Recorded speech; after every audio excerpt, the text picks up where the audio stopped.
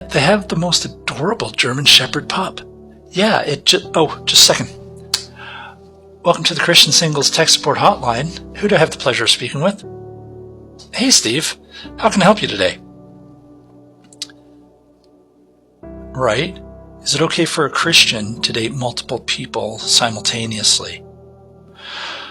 Well, that's a great question, Steve. Let me ask you this. What's the purpose of dating? Why do you date?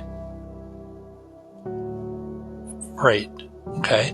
And so you're looking for a spouse. Yeah. Okay. So you just want to get to know people and see if they'd be a good fit. Okay, good. That seems totally appropriate.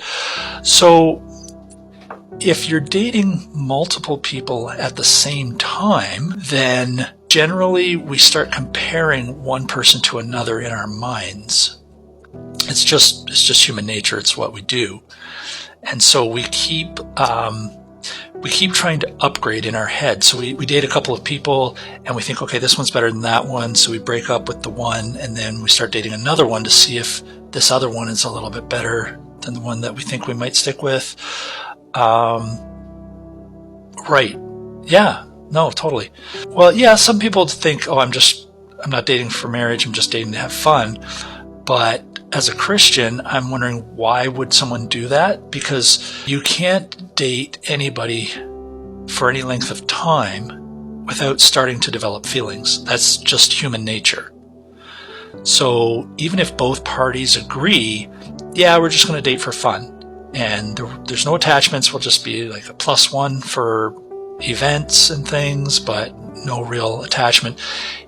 Inevitably, at least one, if not both parties, after you date for, more than 3, 4, 5 dates, it starts to feel like a relationship because you start acting as if you're in a relationship. And the way the human brain works is, if you act as if you are for a certain amount of time, whatever that may be, if you act as if you're brave over a period of time, you become braver than when you started.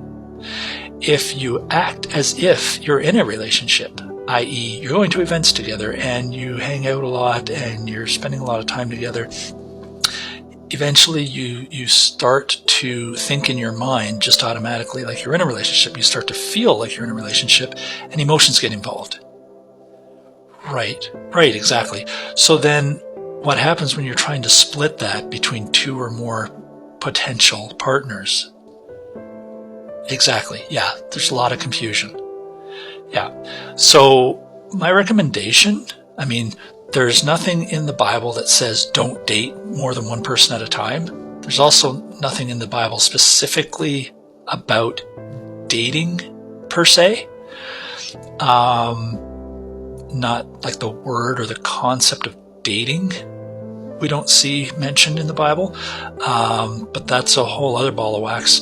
But yeah, just from the perspective of trying to pick out a single person to marry, we recommend that it's better to have an idea written down before you start dating of who it is you want to marry. Now, not the name, but all the personality traits and characteristics of the person you want to marry, and then go look for somebody that matches that list of criteria. Yeah, yep. We find people are much happier when they do that. They're not comparing one person to another. When they date one person at a time. They're comparing the person they're dating to the list that they've made up beforehand. And we find that they are much happier with their selection that way. Yeah. All right. Well, you have a great day too, Steve. Okay. Bye.